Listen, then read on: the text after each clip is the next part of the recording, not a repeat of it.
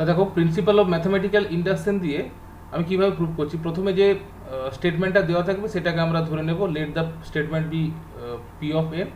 তারপর P of n পুরো স্টেটমেন্টটাকে আমরা লিখব এখানে 1 square plus 2 square plus 3 square plus dot dot dot dot plus n square equal to n into n plus 1 2n plus 1 by 6। ঠিক আছে, পুরো স্টেটমেন্টটাকেই লিখলাম। ঠিক আছে, এরপরে আমরা n ইকুয়াল টু 1 এর জন্য আমরা পি অফ 1 বের করব। পি অফ 1 মানে n এর জায়গায় 1 বসাবো। ঠিক আছে, তাহলে পি অফ 1 কেমন হবে? পি অফ 1 যখন আমরা বসাই তখন শুধু 1 স্কোয়ার নেব, তাহলে 1 স্কোয়ার ইকুয়াল টু 1।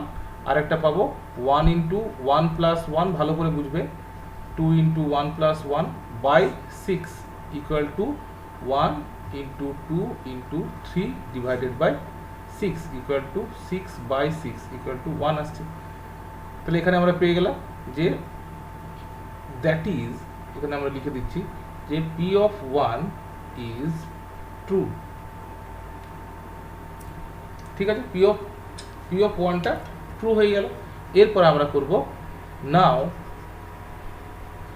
এরপরে আমরা দেখো ওটা লিখবো, কি লিখবো, লেট পি, এরপর লিখবো P of N is true for N equal to K. ঠিক আছে, মানে এই যে এন দিয়ে যে স্টেটমেন্টটা আছে সেই স্টেটমেন্টটাকে আমরা কে দিয়ে লিখে দিলেই হলো। তাহলে পি অফ এন অর্থাৎ the given statement is true for N equals to K, that is, তাহলে এখানে লিখে দিচ্ছি, তাহলে 1 square plus 2 square plus 3 square plus dot dot dot dot up to K square হবে, যেহেতু আমরা এন ইকুয়াল টু কে নিয়েছি। ইকুয়াল টু এখানে কি হবে, K into K plus 1 2k plus 1 divided by 6। তাহলে এটাকে আমরা ট্রু ধরে নিলাম।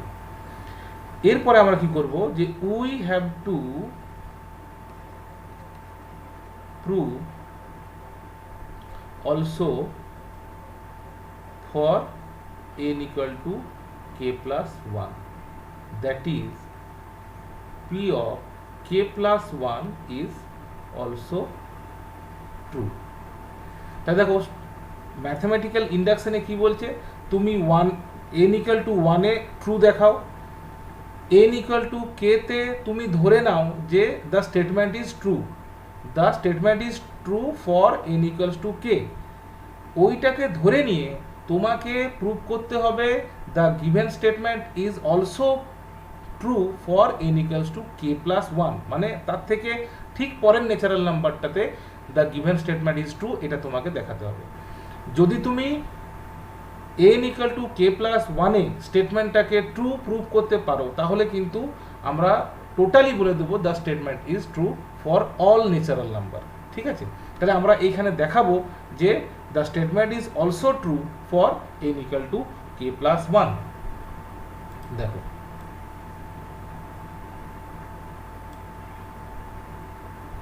তাহলে আমরা এরপরে করছি, দেখো নাও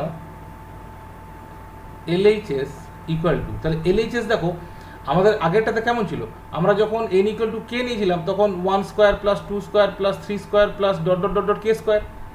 এরপর দেখো কে জায়গাতে যখন আমরা কে প্লাস 1 নেব, তাহলে একটা টার্ম জাস্ট এগিয়ে যাবে, এখানে কে স্কোয়ার পর্যন্ত আছে, আমরা যখন কে এর এন এর ভ্যালুটা কে প্লাস 1 নেব, তাহলে এখানে জাস্ট একটা টার্ম মানে ন্যাচারাল নাম্বারের ঠিক পরের টার্মটা পর্যন্ত যাবে।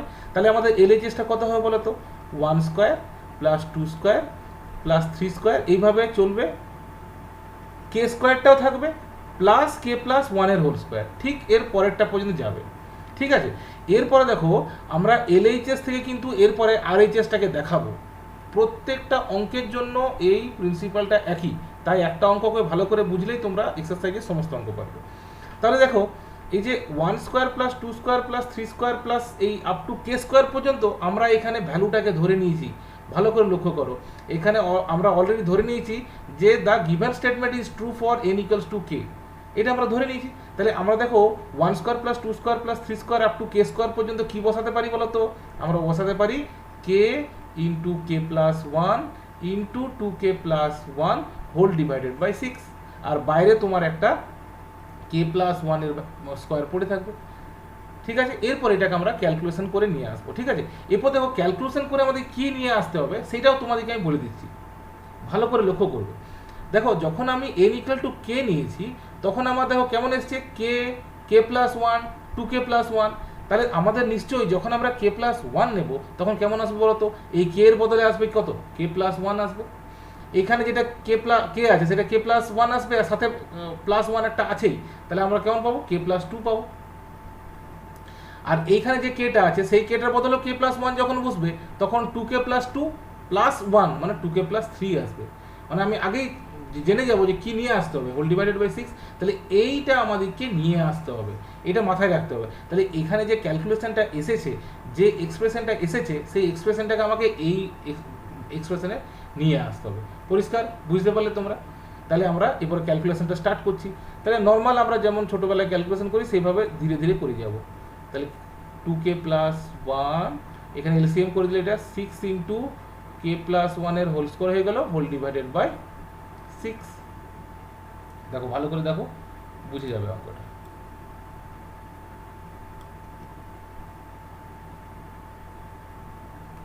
এরপরে দেখো তাহলে ইকুয়াল টু কী করছি, দেখো এখানে একটা কে প্লাস ওয়ান আছে আর এখানে একটা কে প্লাস ওয়ান আছে, এটা কমন নিয়ে নিচ্ছি।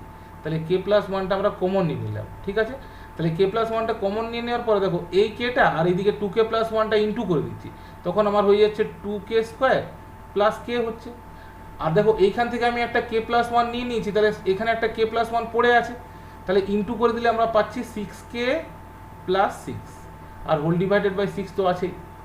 ঠিক আছে, তাহলে আমার আলটিমেট কী হলো, K plus one two K square plus দেখো কে আর সিক্স কেতে সেভেন কে হচ্ছে plus six, whole divided by six. এরপর দেখো এইখানে যে এক্সপ্রেশনটা আছে না, এই যে এখানের এক্সপ্রেশনটা two K square plus seven কে প্লাস সিক্স, এটা আমি ফ্যাক্টরাইজেশন সাইডে করে নিচ্ছি। তাহলে এখানে আর বেশি লিখতে হবে না, তাহলে এখানে সাইডে পরিষ্কারভাবে করবে, যাতে পরীক্ষা তো এইভাবেই করবে। সেভেন কে প্লাস সিক্স, তাহলে এটা হচ্ছে কত, এটা হচ্ছে টু কে স্কোয়ার, দেখো সিক্স টু যা 12 হচ্ছে, আর এখানে সেভেনকে ফোর থ্রি যা করে দিচ্ছি, plus four K plus three K plus six.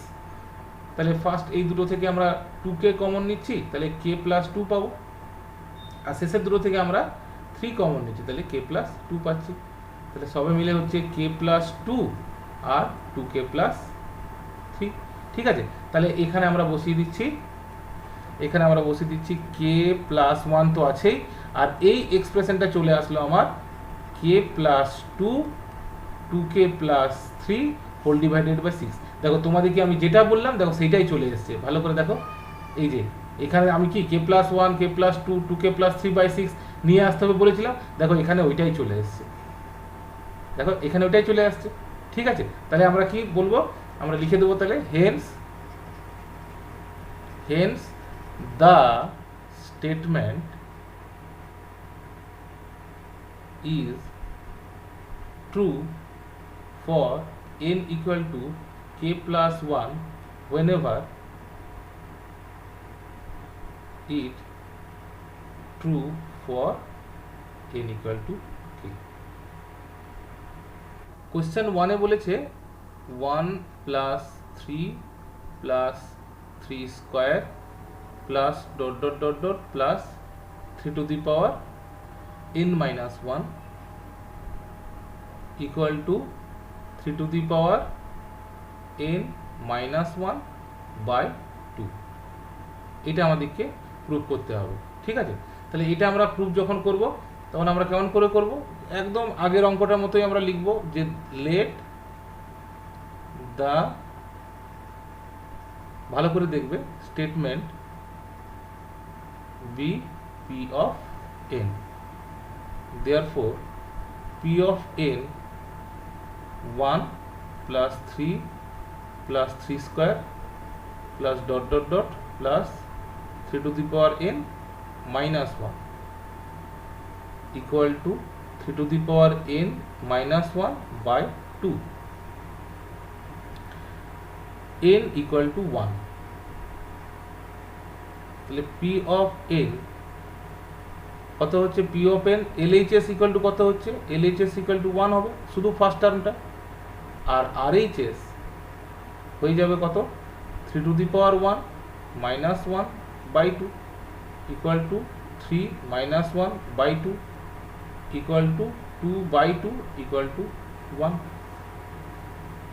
Therefore LHS equal to RHS. ঠিক আছে, LHS equal to RHS লিখতে পারো, না হলে লিখতে পারো the statement is বা P of n is true for n equal to 1. এরপর লিখবো now we let that P of n is true for n equal to k, that is তাহলে স্টেটমেন্টটা কেমন হয়ে যাবে 1 plus 3 plus 3 square plus dot dot dot dot plus 3 to the power n minus 1 equal to 3 to the power k minus 1 by 2. Now we have to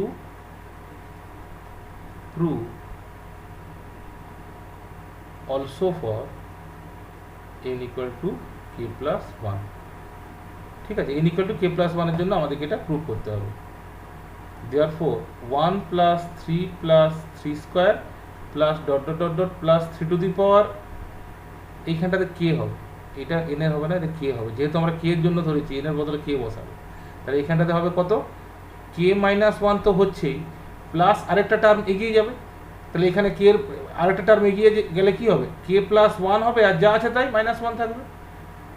ব্যাপারটা বুঝতে পারলে? আমাদের তো দেখো k এর জন্য কি হচ্ছে 3 to the power k minus 1, তাহলে k plus 1 এর জন্য কি হবে, এই যে k টা আছে k এর বদলে আমাদের k plus 1 বসাবে, তাহলে আমার 3 to the power k minus 1 আর পরের টার্মটা হবে 3 to the power k plus 1 minus 1 equal to, দেখো ক্যালকুলেশনটা করছি, তাহলে এইখান থেকে এত দূর পর্যন্ত আমরা কিন্তু ধরে নিয়েছি the statement is true for n equal to k, তাহলে আমরা এই ভ্যালুটা বসাবো, তাহলে এখানে বসালে কত হচ্ছে 3 to the power k minus 1 by 2, আর বাইরে প্লাস 3 to the power, দেখো এখানে 1 1 ক্যান্সেল হয়ে যাচ্ছে, তাই 3 to the power k পড়ে থাকছে, তাহলে এই ক্যালকুলেশনটা আমরা করছি 3 to the power k minus 1 plus 2 into 3 to the power k whole divided by 2, LCM করলাম।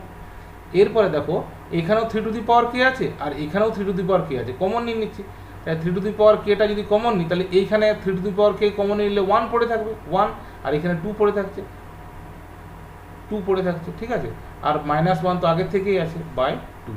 এরপর দেখো 1 plus 2 3 হয়ে যায়, তাহলে কত পাচ্ছি আমরা 3 into 3 to the power k minus 1 by 2, তাহলে দেখো এখানে 3 to the power কিছু নেই মানে 1 আছে, ঠিক কি না? তাহলে আমরা পেয়ে গেলাম কত 3 to the power k plus 1 minus 1 by 2।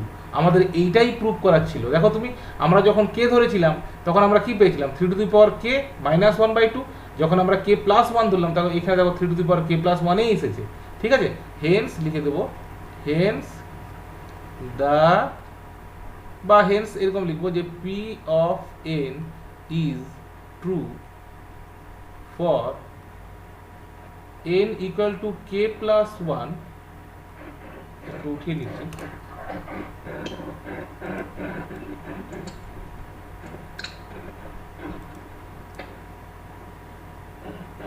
whenever